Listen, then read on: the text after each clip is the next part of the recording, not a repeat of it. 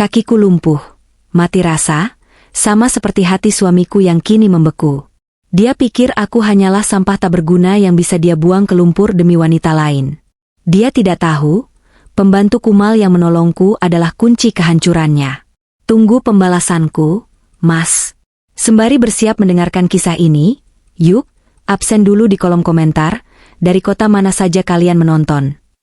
Jangan lupa dukung channel ini dengan like dan subscribe ya, supaya kami makin semangat mempersembahkan cerita yang lebih menarik lagi.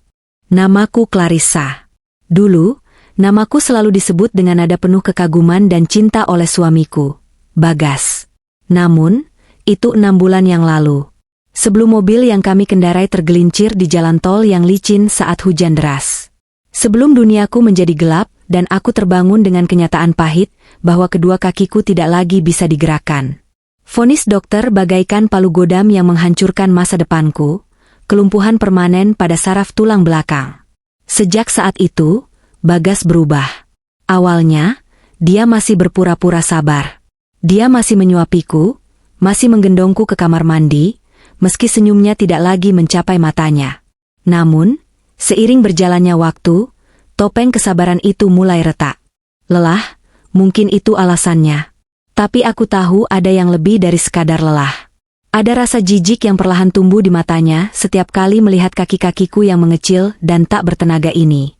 Pagi ini, matahari bersinar terang menembus jendela kamar kami yang mewah.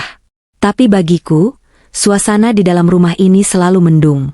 Aku duduk di kursi rodaku di dekat meja makan, menatap nanar ke arah jam dinding yang sudah menunjukkan pukul 1 siang. Perutku perih, melilit karena lapar.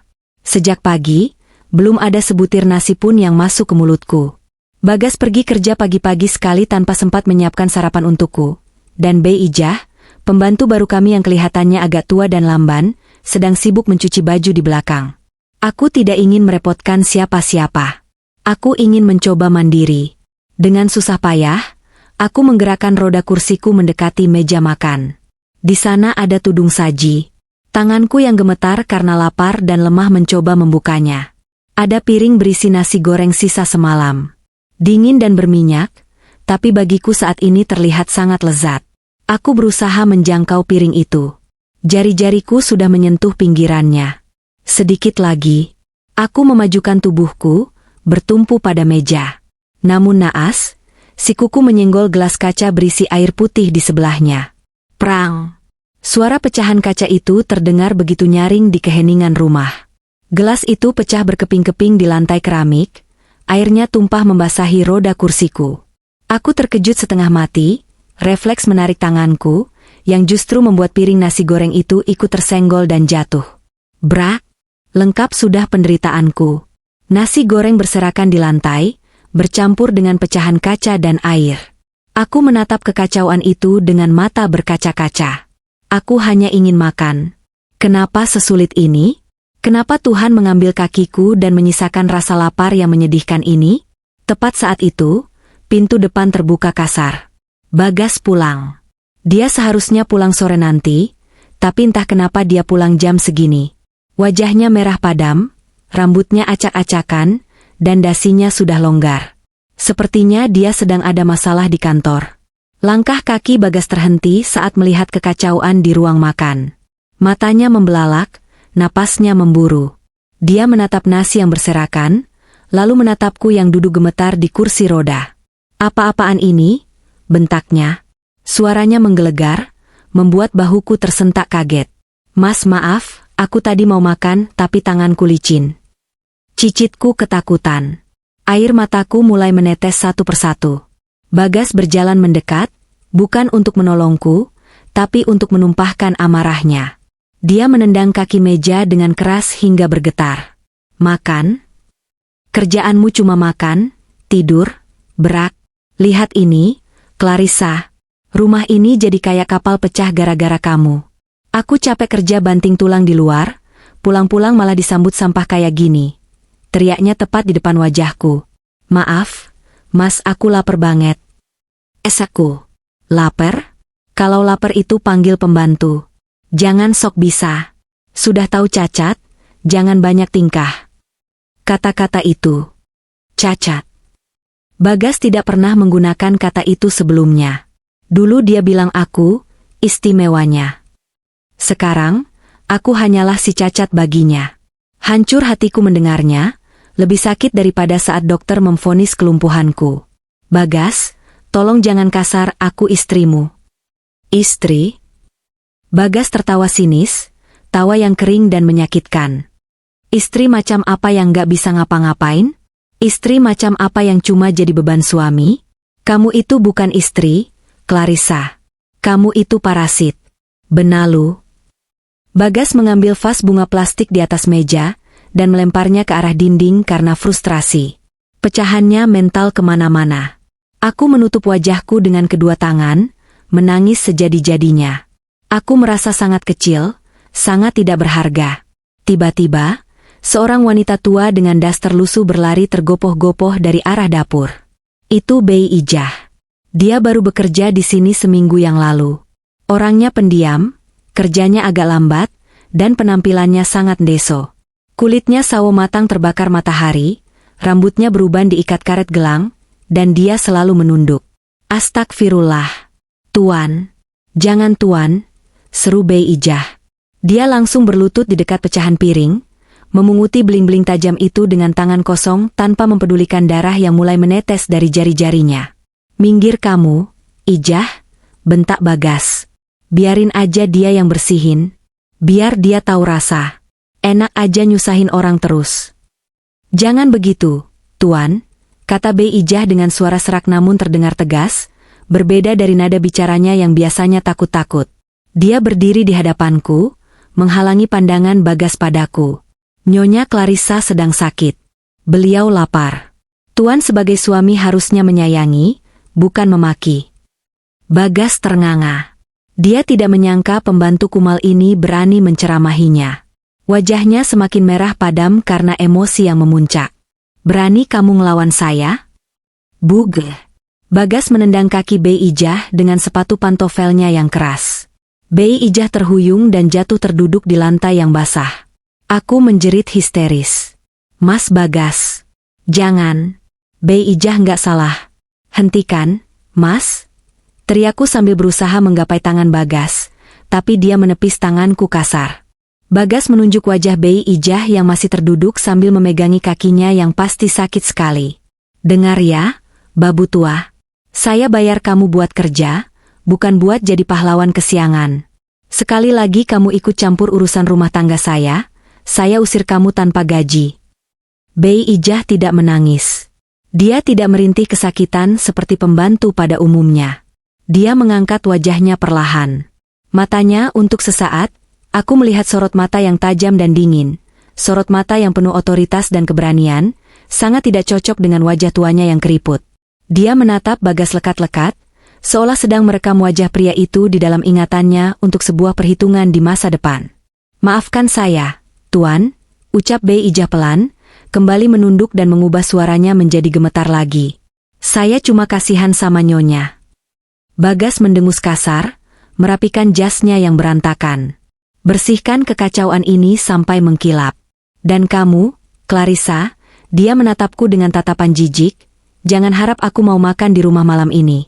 Selera makanku hilang lihat muka melasmu itu. Bagas berbalik, mengambil kunci mobilnya lagi, dan pergi meninggalkan rumah dengan membanting pintu sekeras mungkin. Suara deru mobilnya terdengar menjauh, meninggalkan keheningan yang menyesakkan di ruang makan. Aku masih menangis, tubuhku terguncang hebat. Bei Ijah perlahan bangkit, mengabaikan kakinya yang pasti memar. Dia menghampiriku, berlutut di samping kursi rodaku, dan menggenggam tanganku yang dingin. Tangannya kasar, tapi genggamannya hangat dan menenangkan. Nyonya, Nyonya jangan menangis, bisik Bei Ijah lembut. Dia mengambil tisu dan menghapus air mataku. Bei, maafin saya gara-gara saya bibi ditendang Mas Bagas. Esakku. Bei Ijah tersenyum tipis, senyum yang sangat keibuan. Sakit di kaki bibi nggak seberapa dibanding sakit di hati Nyonya. Nyonya harus kuat. Nyonya anak orang hebat. Nyonya wanita kuat. Jangan biarkan laki-laki seperti itu menghancurkan Nyonya.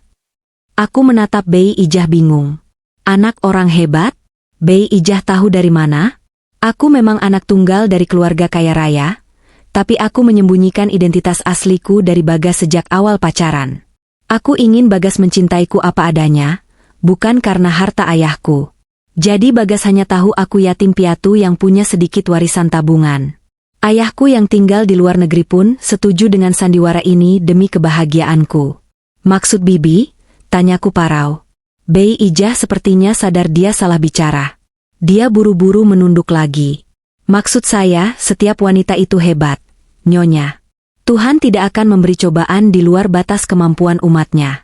Mari saya buatkan bubur hangat ya, Nyonya. Nasi goreng ini sudah kotor. Bei Ijah kembali sibuk membereskan pecahan beling dengan cekatan.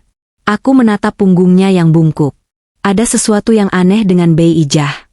Cara dia menatap Bagas tadi, cara dia bicara, dan ketenangannya saat ditendang itu bukan reaksi pembantu biasa. Tapi rasa sakit di hatiku dan laparku membuatku tidak mampu berpikir panjang.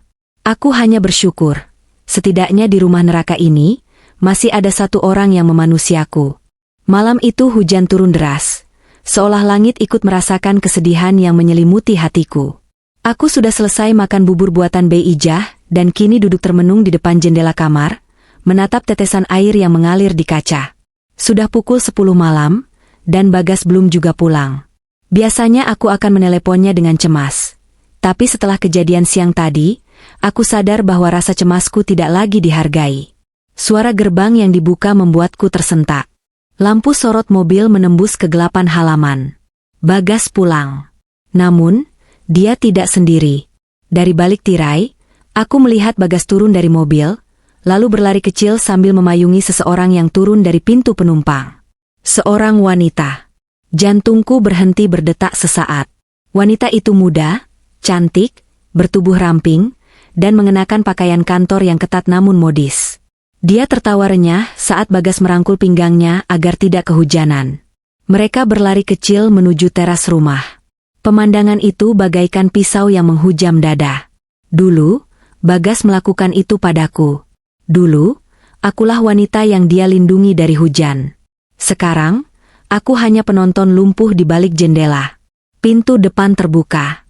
Suara tawa mereka terdengar hingga ke kamarku. Aku memutar kursi rodaku menghadap pintu kamar, menata hati, menyiapkan diri untuk konfrontasi yang tak terelakkan. Pintu kamarku terbuka lebar. Bagas masuk, wajahnya terlihat segar dan berseri-seri, sangat kontras dengan wajah marahnya tadi siang. Di belakangnya, wanita itu mengekor sambil menyeret sebuah koper besar berwarna pink menyala. "Clarissa, kamu belum tidur?" tanya Bagas santai, seolah tidak pernah terjadi pertengkaran hebat di antara kami. Aku menatap wanita itu, lalu menatap Bagas. "Siapa dia? Mas? Kenapa bawa koper?" tanyaku, suaraku bergetar menahan tangis. Bagas menarik wanita itu mendekat. "Oh, ini Clara. Dia sekretaris baru aku di kantor. Mulai hari ini, dia akan tinggal di sini." "Tinggal di sini?" teriakku tak percaya. "Mas, ini rumah kita. Rumah tangga kita. Kenapa kamu bawa wanita asing tinggal di sini?" Wanita bernama Clara itu tersenyum manis. Senyum yang terlihat sangat palsu di mataku. Dia mengulurkan tangan yang kukunya dicat merah menyala. "Halo, Mbak Clarissa. Salam kenal. Saya Clara. Jangan salah paham dulu ya, Mbak. Saya di sini cuma buat bantu Mas Bagas. Kantor lagi hektik banget. Banyak proyek besar. Mas Bagas butuh saya standby 24 jam buat urus dokumen dan jadwal. Kasihan kan kalau Mas Bagas harus bolak-balik kantor?" Aku tidak menyambut uluran tangannya. Aku menatap Bagas tajam. "Mas, ini nggak masuk akal. Kalau butuh lembur, kenapa nggak di kantor saja? Atau kenapa dia nggak ngekos di dekat sini? Kenapa harus di rumah ini?" Bagas mendengus kesal, menurunkan tangannya yang merangkul Clara. "Kamu ini, sudah dibantu malah ngelunjak. Clara ini baik loh, dia mau bantu urus rumah juga. Kamu kan gak becus ngurus rumah." Bei Ijah itu tua dan lamban. Ada Clara kan lumayan, rumah jadi lebih hidup. "Tapi Mas..." "Sudah. Jangan banyak protes," potong Bagas tegas. "Ini rumahku, aku yang cari uang, jadi terserah aku mau bawa siapa. Clara akan tidur di kamar tamu sebelah. Bagas lalu menoleh pada Clara dengan tatapan lembut yang dulu hanya milikku. Ayo, Clara. Aku antar ke kamarmu. Nanti kalau butuh apa-apa, bilang aja. Mereka berdua keluar dari kamarku, meninggalkan aku yang mematung dengan air mata yang kembali tumpah. Aku mendengar langkah kaki mereka menuju kamar tamu yang terletak persis di sebelah kamar utama kami. Dinding rumah ini tidak terlalu tebal. Dan malam itu menjadi awal dari neraka yang sesungguhnya. Sekitar pukul 1 dini hari, aku terbangun karena mendengar suara-suara aneh. Awalnya aku pikir suara tikus di plafon. Tapi suara itu makin jelas. Suara Dipan yang berderit. Suara tawa tertahan.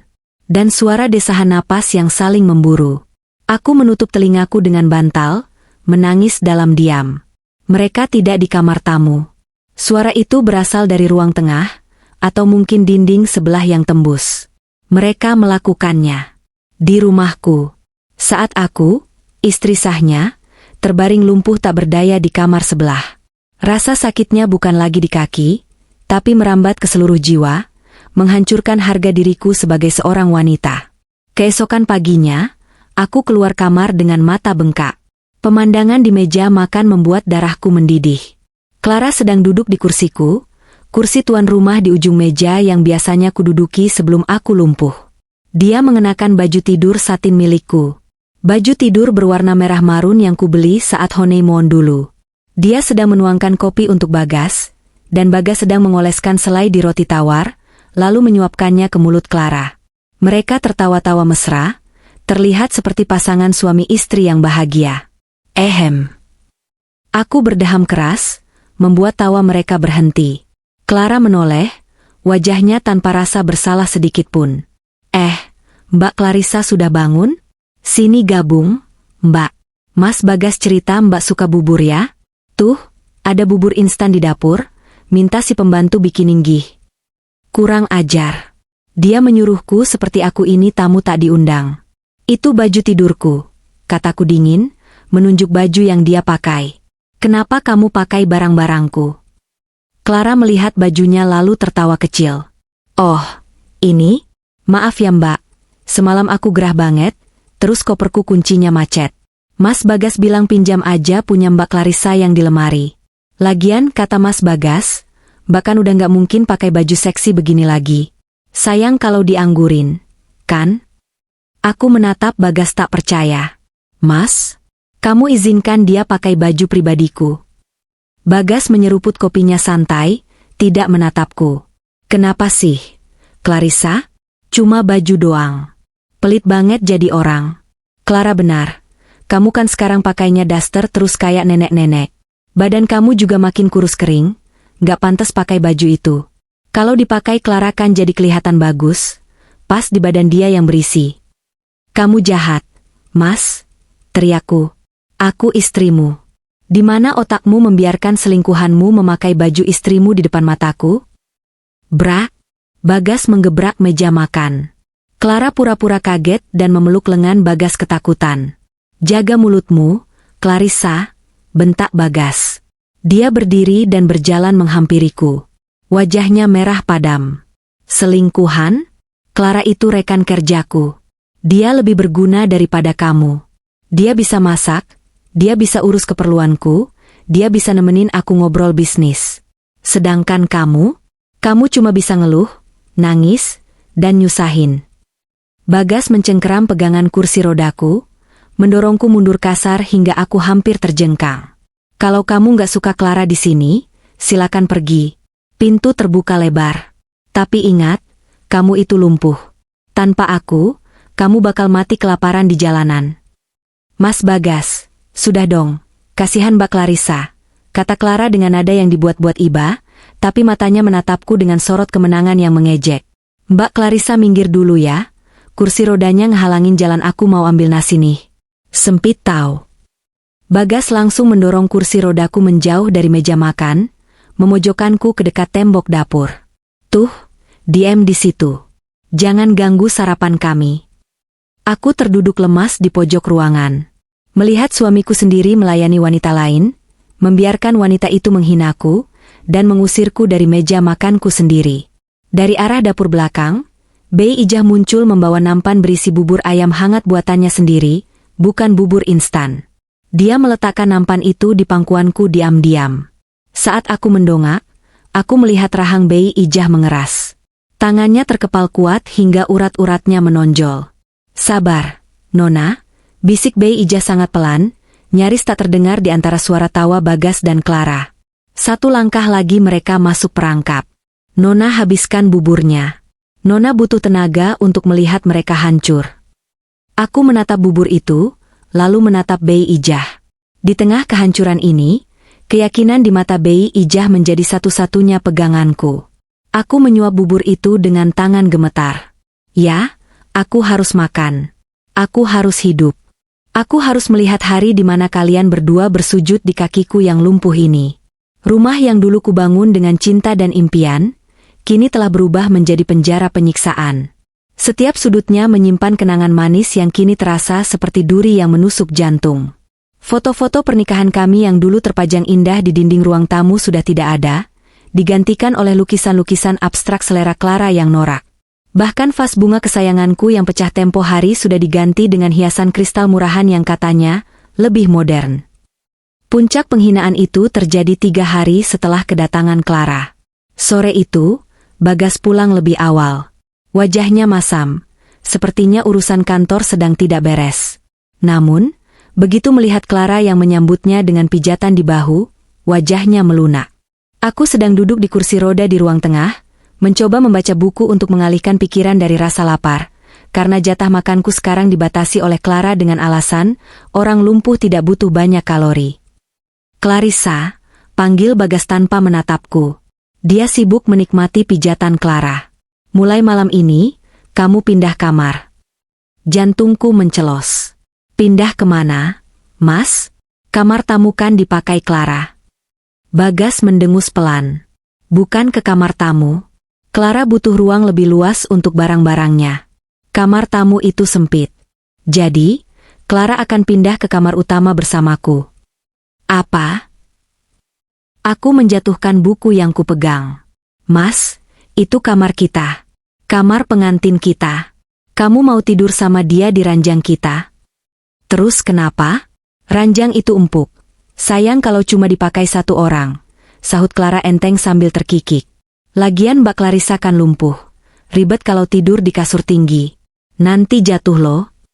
"Terus aku tidur di mana?" tanyaku dengan suara bergetar, menahan amarah yang sudah diubun-ubun. "Di kamar belakang," jawab Bagas datar. "Kamar bekas gudang di sebelah kamar Bei Ijah. Itu cukup luas buat kursi rodamu bermanuver. Lagian dekat dapur dan kamar mandi pembantu, jadi kamu gampang kalau mau apa-apa. Nggak usah teriak-teriak panggil aku atau Clara." "Itu gudang, Mas. Lembab, bau apek, dan nggak ada jendelanya," teriakku. "Aku istrimu, bukan binatang. Jaga bicaramu." Bagas membentak, membuatku terdiam. Dia berjalan mendekatiku, menatapku dengan tatapan yang membuat darahku membeku. Tatapan asing, tanpa cinta sedikit pun. "Kamu itu cuma numpang di sini sekarang. Rumah ini aku yang bayar cicilannya. Walau pakai uang tabunganmu dulu, tapi kan atas namaku. Jadi aku yang berhak atur siapa tidur di mana. Kalau nggak mau, silakan tidur di teras." Malam itu juga, dengan berurai air mata, aku dipaksa mengemasi barang-barangku. Bukan, lebih tepatnya Clara yang melempar barang-barangku ke dalam kardus bekas mie instan. Baju-bajuku, buku-bukuku, obat-obatanku, semua dimasukkan asal-asalan. Bei Ijah mencoba membantu merapikannya, tapi Clara terus memarahi Bei Ijah agar cepat kerjanya. Aku didorong masuk ke kamar bekas gudang itu. Baunya menyengat hidung, campuran bau debu tua dan lembab tembok yang berjamur. Kasurnya hanya kasur busa tipis yang ditaruh di lantai. Tidak ada AC, hanya kipas angin kecil yang berdebu. "Nah, ini istanamu sekarang, Tuan Putri," ejek Clara sambil bersandar di pintu. "Cocok kan? Gelap dan suram, kayak masa depanmu." Sejak hari itu, neraka sesungguhnya dimulai. Clara seolah mendapat mandat penuh untuk menyiksaku secara mental dan fisik. Suatu siang, aku sedang duduk di kursi roda di dekat meja makan, menunggu Bei Ijah menyiapkan makan siangku. Clara datang membawa secangkir teh panas yang baru diseduh. Asapnya masih mengebul. Dia berjalan melewatinya, lalu tiba-tiba tersandung kakinya sendiri. Yupes. Biur. Teh panas itu tumpah tepat di atas paha kakiku yang lumpuh. Kain celanaku basah kuyup dan uap panas langsung mengepul dari kulitku. Aduh. Maaf mbak, nggak sengaja. Seru Clara dengan nada yang dibuat-buat kaget, tapi bibirnya menyunggingkan senyum licik. Aku terdiam. Tidak menjerit. Bukan karena aku kuat, tapi karena kakiku mati rasa. Saraf-saraf di kakiku sudah tidak berfungsi, sehingga aku tidak bisa merasakan panasnya air mendidih itu membakar kulitku. Aku hanya menatap uap yang keluar dari celanaku dengan tatapan kosong. Clara tertawa kecil melihat reaksiku yang diam saja. Yah, lupa deh. Kan kakinya mati ya? Nggak kerasa apa-apa dong? Wah, enak ya jadi orang lumpuh. Disiram air panas juga nggak sakit. Coba kalau disiram air keras, kerasa nggak ya? Bagas yang sedang membaca koran di sofa, hanya melirik sekilas lalu kembali membaca. Hati-hati, Clar. Nanti karpetnya kotor. Suruh si Ijah bersihin. Mas. Panggilku lirih, air mata menetes melihat kulit pahaku yang mulai memerah melepuh meski aku tak merasakannya. Kulitku melepuh. Mas, tolong. Alah, lebay, gumam Bagas. Paling cuma merah dikit. Ijah. Obatin tuh majikanmu. Manja banget. Bei Ijah berlari dari dapur. Wajahnya pucat pasi melihat kakiku yang melepuh. Dia segera berlutut, mengambil kain basah dingin untuk mengompres lukaku dengan tangan gemetar menahan marah. Ya Allah, Nona, ini luka bakar serius. Bisik Bei Ijah, suaranya tercekat. Dia menatap tajam ke arah Clara yang sedang asyik meniup kukunya yang baru dicat. Setelah mengobati dan membalut kakiku di kamar gudang, Bei Ijah menutup pintu rapat-rapat. Dia memastikan tidak ada orang di luar. Lalu, dia melakukan sesuatu yang membuatku terkejut. Dia merogoh balik kerah daster lusuhnya dan mengeluarkan sebuah benda kecil seukuran kancing. Nona lihat ini, bisik Bei Ijah, suaranya berubah tegas dan penuh wibawa, jauh dari logat desa yang biasa dia pakai. Apa itu, Bei? Ini kamera pengintai mikro, jawab Bei Ijah. Dia menekan tombol kecil di benda itu, dan sebuah lampu indikator merah berkedip sekali. Saya merekam semuanya, Nona. Saat Tuan Bagas membentak Nona, saat Nona dipindah ke gudang ini, dan barusan saat wanita iblis itu menyiram air panas ke kaki Nona. Semuanya terekam dengan kualitas tinggi. Aku menatap Bei Ijah tak percaya. Bei, kenapa Bibi punya alat canggih begini? Bei Ijah tersenyum tipis, menggenggam tanganku erat. Saya bukan Bei Ijah, Nona. Nama saya Sarah. Saya kepala keamanan pribadi ayah Nona. Ayah Nona sudah mencium gelagat busuk suaminya sejak bulan lalu, saat laporan keuangan perusahaan mulai aneh. Beliau mengirim saya untuk menyamar dan mengumpulkan bukti konkret KDRT dan penyelewengan aset agar Tuan Bagas tidak bisa mengelak di pengadilan nanti. Air mataku tumpah lagi, kali ini karena rasa haru dan lega yang luar biasa. Ternyata ayah tidak pernah meninggalkanku. Ternyata ayah selalu mengawasiku dari jauh. Ayah tahu? Tanyaku terisak. Beliau tahu, Nona. Dan beliau sangat murka. Kalau bukan karena saya menahan beliau agar menunggu bukti lengkap, mungkin rumah ini sudah diratakan dengan tanah oleh orang-orang suruhan ayah minggu lalu. Kata Sarah, Bei Ijah, dengan mata berkilat marah. Tapi kita butuh satu bukti lagi, Nona. Bukti puncak yang akan membuat Tuan Bagas tidak bisa berkutik seumur hidup dan membusuk di penjara tanpa sepeser pun harta. Bukti apa? Sarah. Bukti penelantaran mutlak. Saat dia benar-benar membuang Nona. Dan saya rasa, momen itu akan segera tiba. Nona harus kuat sedikit lagi. Bertahanlah demi melihat mereka hancur sehancur-hancurnya. Aku mengangguk mantap, menghapus air mataku. Rasa sakit di hati dan luka bakar di kakiku tiba-tiba terasa ringan. Ada harapan.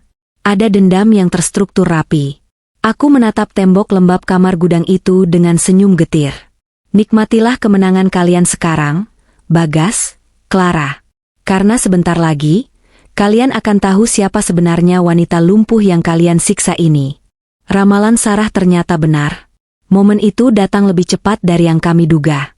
Seminggu setelah insiden air panas, suasana rumah menjadi sangat mencekam. Bagas pulang larut malam hampir setiap hari, seringkali dalam keadaan mabuk dan marah-marah. Bisnis yang dia kelola, yang sebenarnya adalah anak perusahaan milik ayahku, sedang mengalami kerugian besar.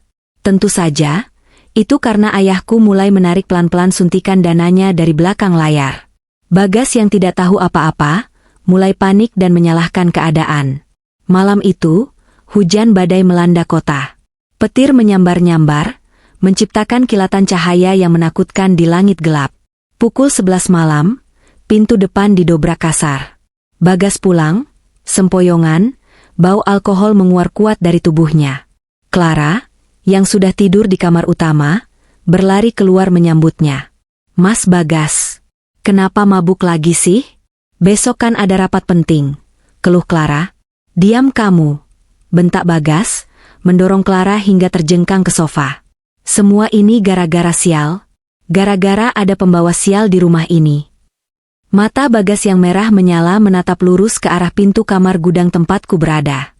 Aku yang belum tidur karena suara petir, mendengar semuanya dengan jantung berdegup kencang.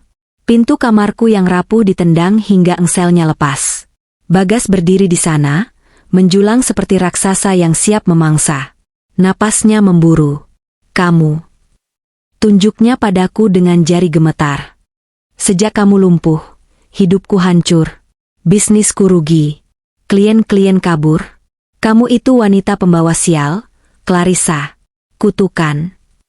"Mas, sadar mas kamu mabuk," kataku mencoba tenang, meski tanganku mencengkeram selimut dengan ketakutan. "Aku sadar. Justru aku sadar kalau aku harus buang sial malam ini juga." Bagas maju, menarik lenganku kasar, memaksaku turun dari kasur lantai. "Ah, sakit mas." Tanpa ampun, Bagas menyeretku. Tubuhku yang lemah terseret di lantai keramik yang dingin. Kakiku yang lumpuh tersangkut di pinggir pintu, tapi dia tidak peduli. Dia terus menarikku menuju ruang tengah. "Ijah, Ijah, bawa koper si cacat ini. Masukkan semua bajunya. Sekarang," teriak Bagas menggila. Bei Ijah, Sarah, muncul dari kamarnya. Wajahnya tegang, tapi dia menatapku sejenak, memberikan isyarat mata. "Ini saatnya, Nona. Ikuti alurnya." Dengan patuh namun lambat, Bei Ijah mengambil koper lama dan memasukkan beberapa helai bajuku asal-asalan, seolah dia ketakutan setengah mati. "Mas Bagas, kamu mau ngapain?" tanya Clara yang kini sudah berdiri, wajahnya terlihat kaget tapi ada senyum senang yang tertahan di bibirnya. "Aku mau cerai. Malam ini juga aku talak kamu, Clarissa." Bagas melepaskan cengkeramannya, membiarkanku tergeletak di lantai ruang tamu. "Aku muak urus orang cacat. Aku mau nikah sama Clara yang sehat, yang bisa bikin aku untung, bukan buntung kayak kamu." "Mas, di luar hujan badai, tega kamu usir aku malam-malam begini?" tanyaku sambil menangis, kali ini tangisan pilu yang nyata. Rasa sakit dikhianati dan dibuang seperti sampah benar-benar menusuk sukma. "Peduli setan sama hujan. Biar sekalian kamu hanyut." Bagas mengambil koper yang disodorkan Bei Ijah, lalu berjalan ke pintu depan. Dia membuka pintu lebar-lebar. Angin kencang dan cipratan air hujan langsung masuk membasahi lantai teras. "Pergi," teriak Bagas. Dia melempar koperku sekuat tenaga ke halaman depan yang gelap dan becek. Koper itu mendarat di atas rumput basah, terbuka sedikit, membuat baju-bajuku berhamburan terkena lumpur. Lalu dia kembali padaku, mencengkeram kerah baju tidurku, dan menyeretku keluar. Aku berusaha menahan tubuhku di kusen pintu, tapi tenaganya terlalu kuat. Dia melemparku ke teras yang licin. Aduh! Tubuhku menghantam lantai marmer teras. "Kursi rodanya, Mas?" seru Clara mengingatkan, tapi nadanya mengejek. "Nanti dia nggak bisa jalan jauh kalau nggak ada kursi roda. Kasian lo." Bagas tertawa sinis. Dia mengambil kursi rodaku, lalu mendorongnya kuat-kuat hingga kursi roda itu menggelinding jatuh dari undakan teras dan terguling di halaman rumput, jauh dari jangkauanku. "Tuh, ambil sendiri kalau bisa," ejek Bagas. Aku merangkak. Menggunakan kedua sikuku untuk menarik tubuhku yang berat, karena kaki yang tak berfungsi. Hujan deras mengguyur tubuhku seketika. Dinginnya menusuk tulang. Air bercampur lumpur mengotori wajah dan bajuku. Aku merangkak inci demi inci menuju koperku yang tergeletak menyedihkan di tengah halaman. Hahaha. Lihat tuh, Clar. Kayak pengemis. Tawa Bagas menggelegar di antara suara petir. Dia merangkul Clara di teras yang kering dan hangat, menikmati penderitaanku sebagai tontonan. Iya mas, kasian banget ya. Padahal dulu sok cantik, sok nyonya besar. Sekarang kayak tikus got, tambah Clara. Aku terus merangkak, menangis dalam hati. Ingat ini, Clarissa. Ingat setiap detiknya. Ingat rasa dingin ini. Ingat rasa sakit di sikumu yang lecet bergesekan dengan batu. Ingat tawa mereka. Aku berhasil menggapai satu baju yang penuh lumpur. Aku memeluknya erat, menggigil hebat di bawah guyuran hujan. Aku menoleh ke arah teras. Bagas dan Clara masih di sana, menatapku dengan jijik. Jangan pernah balik lagi ke sini, teriak Bagas. Rumah ini milikku. Besok gemboknya aku ganti. Tiba-tiba, dari arah samping rumah, Bei Ijah berjalan menembus hujan. Dia tidak berlari. Dia berjalan tegap, tenang, dan penuh wibawa. Dia tidak membawa payung, membiarkan dirinya basah kuyup bersamaku. Heh, Ijah, ngapain kamu ke situ? Masuk. Atau kamu mau dipecat juga? Bentak Bagas. Bei Ijah tidak menjawab. Dia terus berjalan hingga sampai di hadapanku. Dia berlutut di lumpur, tidak peduli dasternya kotor. Dia menatap mataku dalam-dalam. Sorot matanya bukan lagi sorot mata pembantu. Itu sorot mata seorang pelindung. Seorang kesatria. Dia memegang kedua bahuku yang gemetar kedinginan. Lalu, dengan suara yang lantang, tegas, dan mengalahkan suara guntur, dia berkata kalimat yang mengubah segalanya. Sudah cukup, Nona. Sandiwara neraka ini sudah selesai. Saatnya kita pulang. Tuan Besar sudah menunggu Nona di rumah yang sebenarnya. Aku menatap Sarah, Bei Ijah, dengan air mata bercampur hujan. Sarah, bawa aku pulang. Sarah mengangguk. Dia berdiri, lalu menekan sebuah tombol di jam tangan karet yang selama ini dia pakai, yang ternyata adalah alat komunikasi canggih. Tim Alpha, masuk. Jemput Nona sekarang. Detik berikutnya, sorot lampu yang sangat terang menembus kegelapan jalan di depan gerbang rumah. Sebuah mobil Rolls-Royce Phantom hitam mengkilat berhenti tepat di depan pagar. Dua mobil SUV pengawal berhenti di belakangnya. Pagar rumah yang digembok Bagas didobrak dengan mudah oleh para pengawal berjas hitam yang turun membawa payung-payung besar. Bagas dan Clara di teras terdiam. Tawa mereka mati seketika. Mulut mereka menganga melihat pemandangan yang tak masuk akal itu. Pembantu kumal itu kini berdiri memayungiku. Sementara empat pria berbadan tegap mengangkat tubuhku dengan sangat hati-hati dan hormat, seolah aku adalah barang pecah belah yang sangat berharga, menuju mobil mewah seharga puluhan miliar itu. Aku sempat menoleh ke belakang saat hendak dimasukkan ke dalam mobil yang hangat. Aku melihat Bagas yang pucat pasi, kakinya gemetar. Dia baru saja menyadari, dia telah membuang berlian demi memungut kerikil, dan kerikil itu kini akan menghancurkannya. Hujan badai masih mengguyur, namun suasana di halaman rumah itu kini berubah drastis. Bukan lagi panggung penyiksaan seorang istri lumpuh, melainkan arena di mana sebuah kebenaran besar terungkap. Mobil Rolls-Royce hitam itu berdiri megah di tengah hujan, seperti benteng besi yang tak tertembus. Para pengawal berjas hitam membentuk barikade, memayungi jalan setapak dari tempatku jatuh hingga ke pintu mobil yang terbuka lebar. Interior mobil itu memancarkan cahaya hangat berwarna keemasan, sangat kontras dengan dinginnya lumpur yang masih menempel di tubuhku. Aku duduk di kursi belakang yang empuk, dibalut handuk tebal dan hangat yang sudah disiapkan. Seorang pengawal dengan sigap menutup pintu mobil, meredam suara hujan dan guntur di luar. Di sampingku, Sarah, yang beberapa menit lalu masih dikenal sebagai Bei Ijah si pembantu kumal, kini duduk dengan postur tegak. Dia melepas ikatan rambutnya yang beruban, ternyata itu wig, membiarkan rambut hitam pendeknya tergerai rapi. Dia juga mengusap wajahnya dengan tisu basah, menghapus bedak coklat yang selama ini membuat kulitnya terlihat kusam dan tua. Di balik kaca jendela mobil yang gelap, aku melihat ke arah teras rumah. Bagas dan Clara masih berdiri mematung di sana. Wajah Bagas pucat pasi, matanya melotot tak berkedip menatap mobil mewah ini. Mulut Clara menganga lebar, tangannya yang tadi memeluk pinggang Bagas kini terkulai lemas di samping tubuhnya. Mereka tampak seperti patung lilin yang meleleh karena ketakutan. Sarah menurunkan kaca jendela mobil sedikit. Hanya cukup untuk memperlihatkan wajah aslinya kepada mereka. Wajah seorang wanita karir yang dingin, tegas, dan berbahaya. "Tuan Bagas," panggil Sarah. Suaranya tidak perlu berteriak, namun terdengar jelas di tengah rintik hujan yang mulai reda. "Nikmatilah malam ini. Karena mulai besok, Anda akan sadar bahwa Anda baru saja menggali kuburan Anda sendiri." Bagas tersentak, mencoba melangkah maju.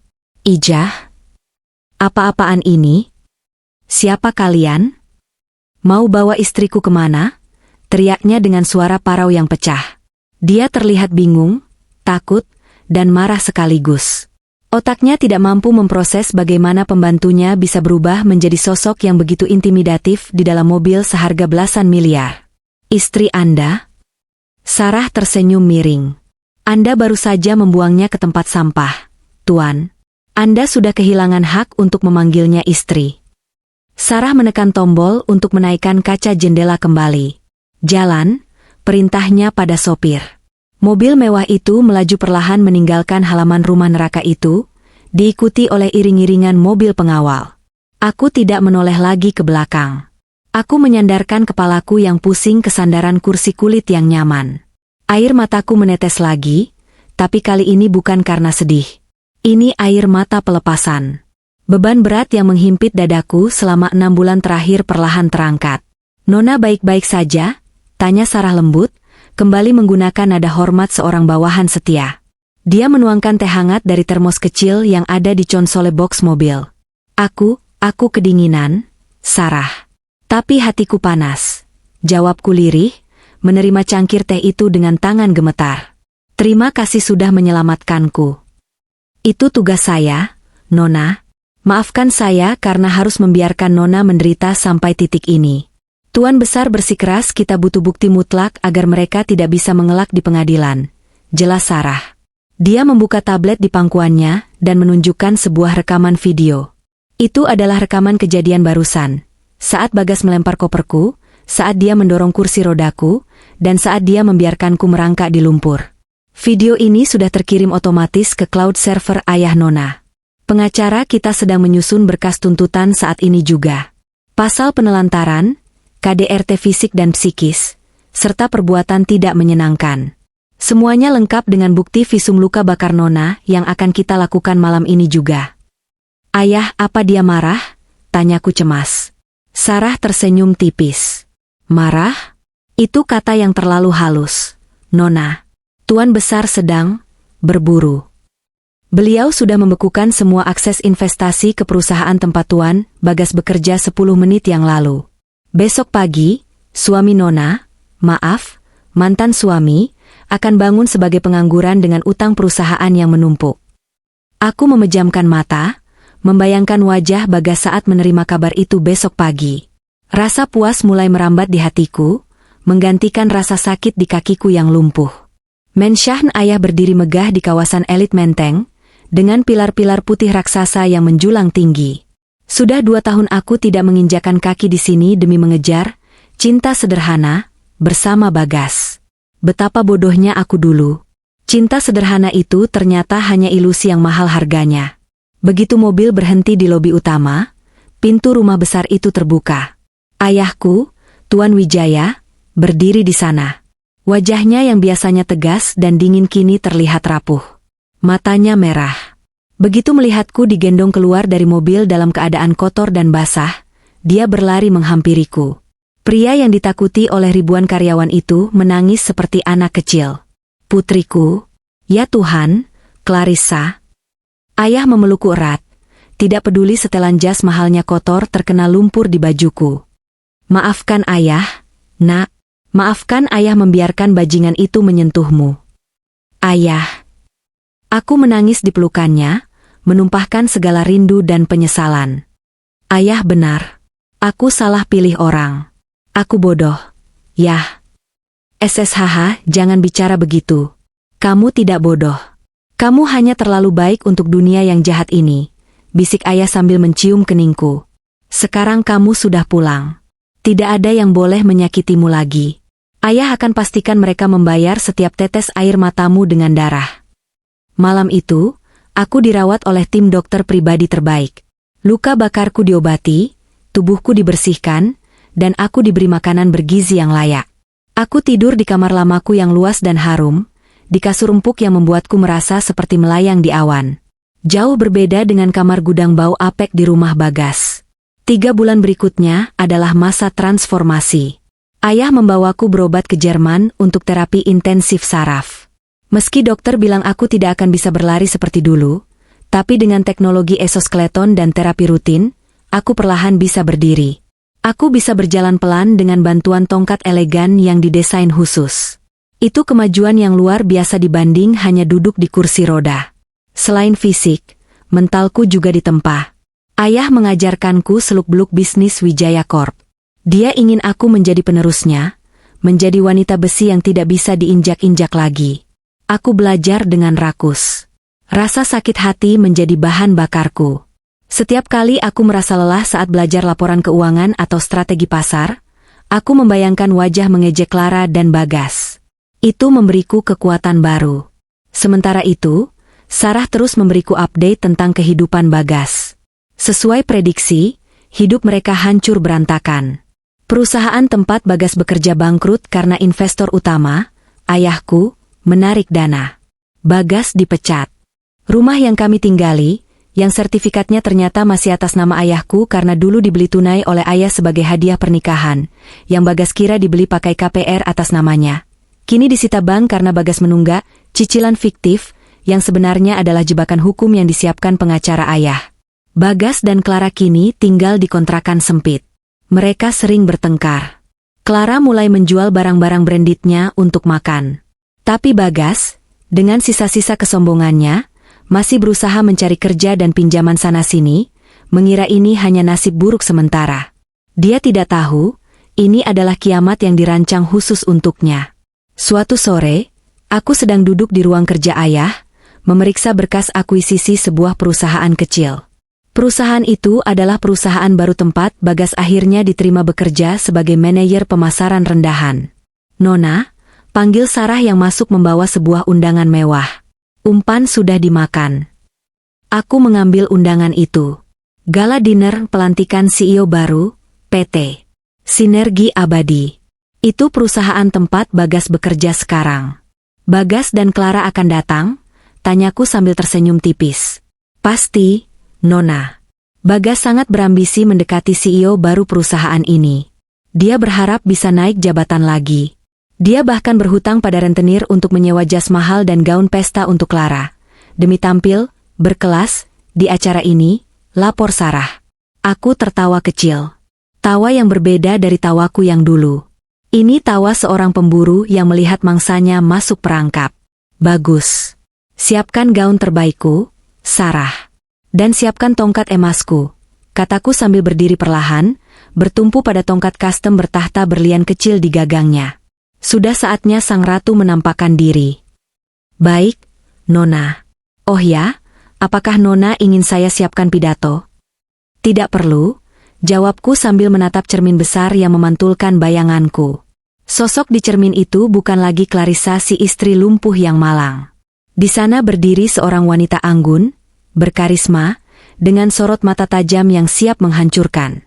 Kehadiranku saja sudah akan menjadi pidato kematian bagi karir Bagas. Aku membayangkan wajah mereka nanti malam.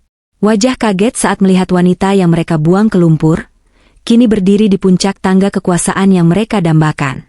Malam ini akan menjadi malam yang panjang. Dan aku akan menikmati setiap detiknya. Ballroom Hotel Ritz-Carlton Jakarta malam itu bermandikan cahaya kristal dari chandelier raksasa yang menggantung megah di langit-langit. Ribuan bunga mawar putih segar menghiasi setiap sudut ruangan, menyebarkan aroma harum yang bercampur dengan wangi parfum mahal para tamu undangan. Ini adalah acara paling bergengsi tahun ini, gala dinner pelantikan CEO baru PT Sinergi Abadi, sebuah perusahaan yang baru saja diakuisisi oleh konglomerasi misterius. Di tengah lautan manusia berjas rapi dan bergaun malam gemerlap itu, Bagas dan Clara berdiri dengan percaya diri yang dipaksakan.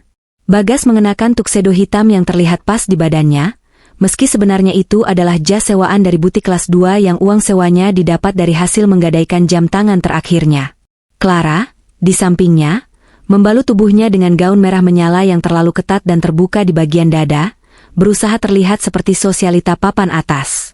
Kalung berlian di lehernya berkilau indah, namun palsu, imitasi kaca yang dibelinya di pasar gelap.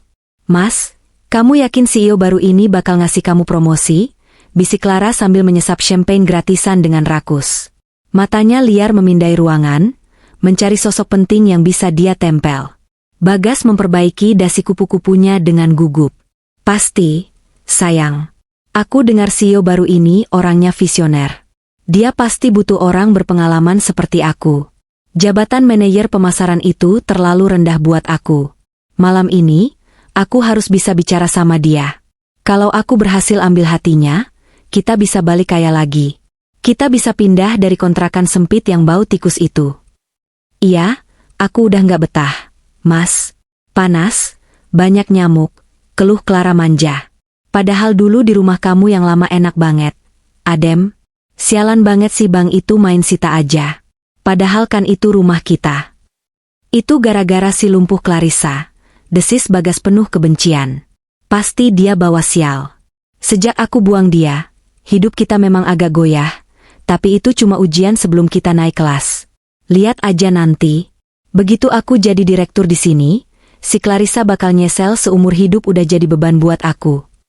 Mereka tertawa kecil, menertawakan nasib mantan istri yang mereka kira kini sedang menderita di jalanan atau panti sosial kumuh. Mereka tidak tahu bahwa di balik tirai panggung utama yang tertutup kain bludru merah tebal, sepasang mata tajam sedang mengawasi mereka lewat layar monitor CCTV. Lampu ruangan tiba-tiba meredup. Musik orkestra yang mengalun lembut perlahan berhenti, digantikan oleh suara drum roll yang dramatis. Sorot lampu sorot, spotlight, menyapu ruangan dan berhenti tepat di tengah panggung. Seorang MC pria dengan suara bariton naik ke podium. "Selamat malam, para hadirin yang terhormat. Terima kasih telah hadir di malam yang istimewa ini. Tanpa berlama-lama lagi, mari kita sambut pemilik baru sekaligus CEO dari PT Sinergi Abadi. Sosok yang akan membawa perusahaan ini ke era keemasan baru." Bagas menyikut lengan Clara. "Siap-siap, Clar. Pasang senyum terbaik kamu." MC melanjutkan dengan nada yang semakin meninggi. "Putri tunggal dari Wijaya Corp, wanita yang bangkit dari abu untuk memimpin kita semua. Ibu Alina Clarissa Wijaya." Nama itu menggema di seluruh ruangan lewat pengeras suara Dolby Surround yang canggih. Bagas membeku. Gelas champagne di tangan Clara miring, hingga isinya tumpah membasahi gaun sewaannya, tapi dia tidak peduli. "Si siapa?" gagap Bagas, wajahnya memucat seketika di bawah sorot lampu remang. "Clarissa? Nggak mungkin. Clarissa kan?" Tirai beludru merah teribak perlahan. Asap tipis, dry ice, menyelimuti lantai panggung, menciptakan efek dramatis yang mencekam. Dari balik kabut buatan itu, muncullah sebuah siluet. Bukan kursi roda. Itu adalah sosok wanita yang berdiri tegak. Dia mengenakan gaun malam berwarna emas champagne yang elegan, membalut tubuhnya yang ramping sempurna. Rambutnya yang dulu kusam kini berkilau hitam legam, ditata gaya ubdo modern yang memamerkan leher jenjangnya. Di leher itu, melingkar kalung berlian asli, bukan imitasi, yang kilauannya menyilaukan mata siapapun yang memandang. Wanita itu melangkah maju. Perlahan. Anggun. Di tangan kanannya, dia memegang sebuah tongkat jalan, cane, berwarna hitam dengan gagang emas berbentuk kepala singa. Setiap ketukan tongkatnya di lantai panggung terdengar, seperti detak jam kematian bagi Bagas. Ta, ta, ta. Lampu sorot menembak wajahnya. Wajah itu, wajah yang 6 bulan lalu penuh air mata, kotor oleh lumpur, dan memelas minta dikasihani. Kini wajah itu dipoles makeup sempurna, memancarkan aura kekuasaan yang mengintimidasi. Tatapan matanya dingin, menusuk langsung ke arah kerumunan, seolah mencari mangsanya. "Selamat malam, Sapanya lewat mikrofon. Suaranya tenang, berwibawa, dan mengandung ancaman tersembunyi. Itu Clarissa. Bisik Clara histeris, tangannya gemetar hebat mencengkeram lengan Bagas sampai kukunya menancap sakit. Mas, itu Clarissa. Kenapa dia bisa jalan? Kenapa dia kaya? Aku nggak tahu. Bagas merasa lututnya lemas. Jantungnya berdegup kencang seakan mau meledak. Dia ingin lari, tapi kakinya terpaku di lantai karpet tebal itu. Di samping Clarissa, muncul sosok lain yang tak kalah mengejutkan. Seorang wanita berambut pendek dengan setelan jas kerja yang rapi dan kacamata berbingkai tegas. Dia membawa sebuah tablet. Dan perkenalkan, wakil direktur saya, lanjut Clarissa sambil tersenyum tipis ke arah wanita itu. Ibu Sarah. Mata Bagas melotot hampir keluar. Ijah? Itu Bei Ijah? Ya, wanita berjas rapi itu adalah Bei Ijah, pembantu yang dulu sering dia bentak dan dia tendang. Kini berdiri di panggung yang sama, menatap Bagas dengan senyum kemenangan yang mematikan. Bagaimana mungkin? Desis Bagas. Dunianya yang sempit dan sombong runtuh seketika. Dia menyadari satu hal mengerikan, selama ini dia tidak membuang sampah. Dia membuang berlian ke dalam lumpur, dan sekarang berlian itu kembali untuk memotong lehernya.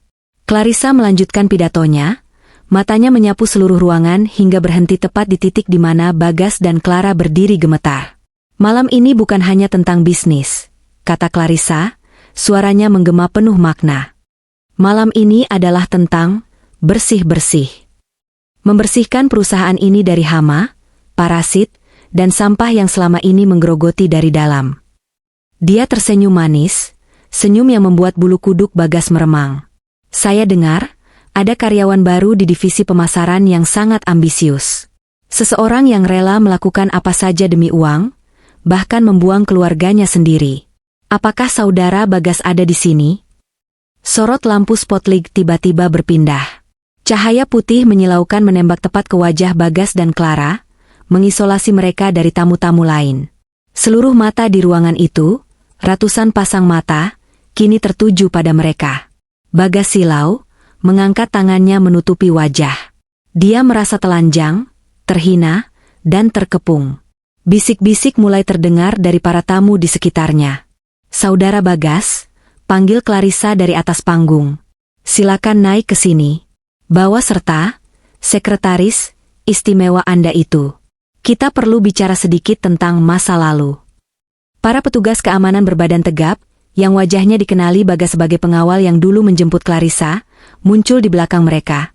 Mengawal, baca, memaksa, Bagas dan Clara untuk berjalan menuju panggung. Langkah Bagas berat seperti diseret menuju tiang gantungan. Clara menangis tanpa suara, makeup tebalnya luntur.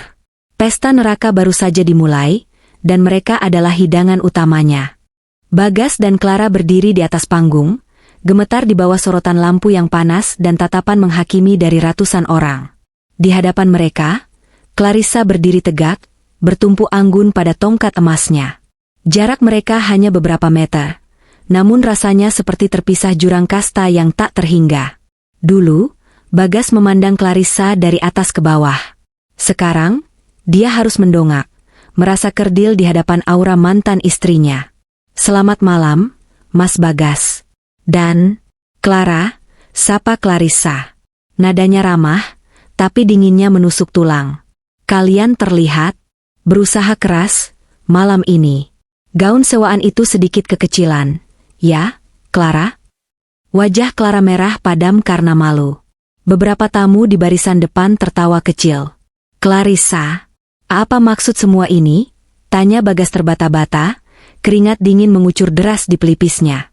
Kenapa kamu lakukan ini? Aku? Clarissa mengangkat alisnya, pura-pura bingung. Aku hanya menyambut karyawan baruku. Bukankah kamu ingin sekali bertemu CEO baru? Nah, ini aku. Apa kamu kecewa? Clarissa, tolong. Bagas mencoba meraih tangan Clarissa, tapi Sarah, mantan Bei Ijah, dengan sigap menepis tangan Bagas dengan map tebal yang dipegangnya.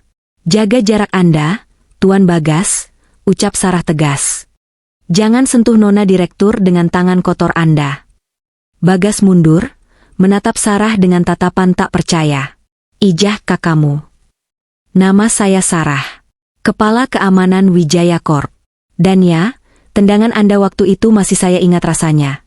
Jawab Sarah tajam. Clarissa mengetukkan tongkatnya ke lantai panggung, meminta perhatian kembali. Hadirin sekalian, mungkin kalian bertanya-tanya, kenapa saya memanggil pria ini ke panggung?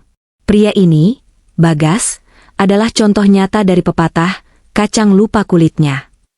Tapi, daripada saya bercerita panjang lebar, mari kita saksikan sebuah film pendek. Sebuah kenang-kenangan dari rumah tangga kami. Clarissa menjentikkan jarinya. Layar raksasa LED di belakang panggung menyala. Bagas terbelalak. Di layar raksasa itu, muncul rekaman CCTV berkualitas tinggi. Tanggal dan jam tertera jelas di pojok layar. Video itu memperlihatkan ruang tamu rumah mereka dulu. Terlihat Bagas yang sedang mabuk menyeret Clarissa yang lumpuh di lantai.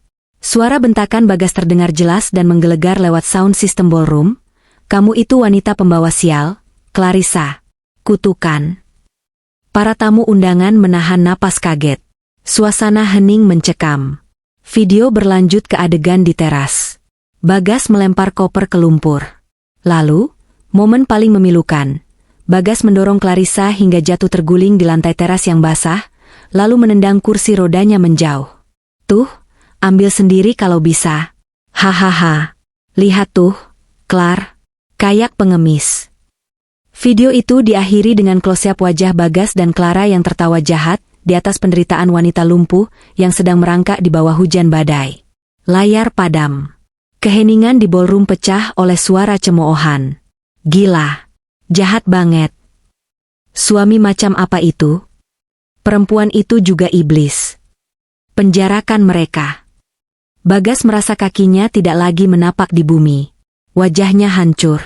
Reputasinya, harga dirinya, semuanya musnah dalam hitungan menit. Dia menatap sekeliling, melihat tatapan jijik dari semua orang. Kolega, investor, bahkan pelayan hotel. Clarissa itu editan. Itu bohong. Teriak Bagas panik, mencoba membela diri di tengah riuh cemoohan. Bapak Ibu, jangan percaya. Dia memanipulasi video. Diam, bentak Clarissa. Suaranya menggelegar tanpa perlu mikrofon. Dia melangkah maju, mendekati Bagas hingga jarak wajah mereka hanya beberapa sentimeter. Kamu bilang aku editan? Sarah, bacakan berkasnya. Sarah membuka map di tangannya dan membacakan dengan lantang. Berdasarkan bukti visum tertanggal 15 Januari, ditemukan luka bakar tingkat 2 di paha Nona Clarissa akibat siraman air panas yang dilakukan saudari Clara. Serta luka lecet dan memar di siku dan lutut akibat dipaksa merangkak di permukaan kasar.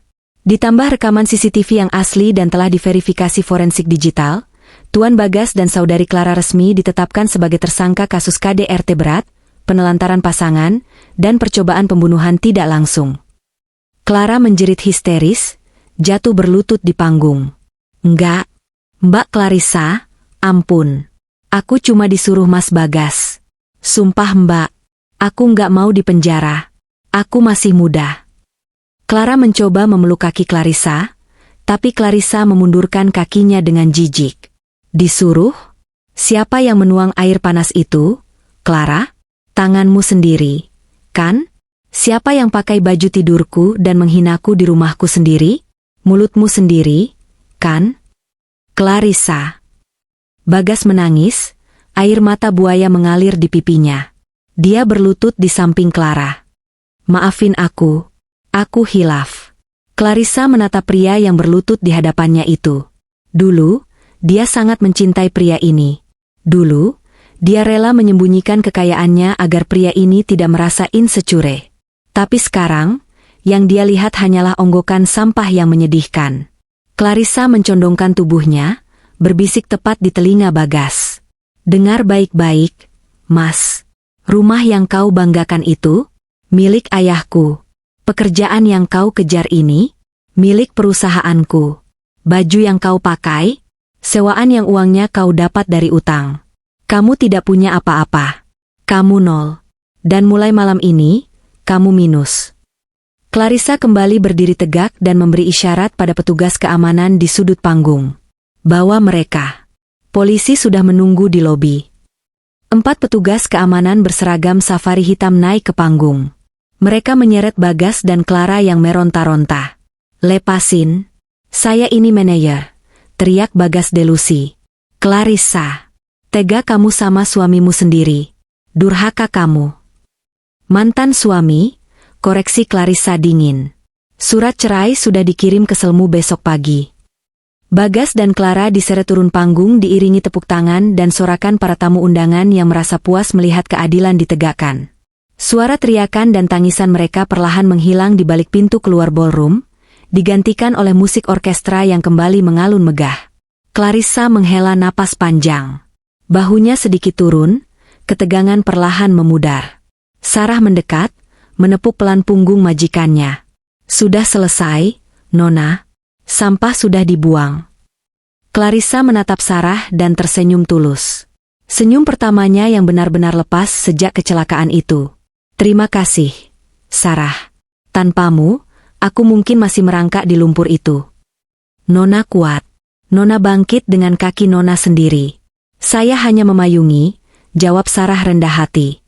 Clarissa berbalik menghadap para hadirin. Dia mengangkat gelas champagne yang disodorkan pelayan. Maaf atas gangguan kecil tadi, ucapnya lantang, kembali menjadi CEO yang berkarisma. Anggap saja itu sebagai pertunjukan pembuka tentang bagaimana PT Sinergi Abadi memperlakukan ketidakjujuran. Mulai sekarang, kita bangun masa depan yang bersih. Bersulang. Bersulang. Ribuan gelas terangkat di udara.